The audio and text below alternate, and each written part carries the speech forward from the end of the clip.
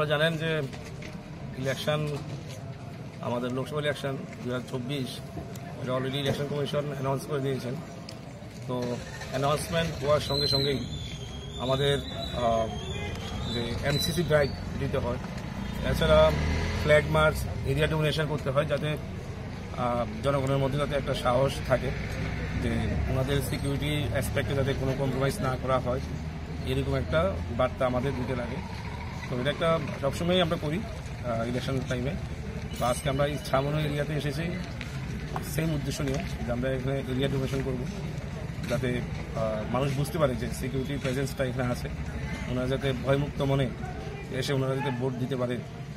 তো সেই জন্য আমাদের অ্যাডমিনিস্ট্রেশন পক্ষ থেকে আমরা এই ধরনের প্রোগ্রাম বিভিন্ন এলাকাতে করছি। আজকে আমরা এখানে এই ছামনো বাজার এরিয়াতেও কত তারিখ অবধি চলবে? এটা একদম ইলেকশন শেষ না হওয়া অবধি।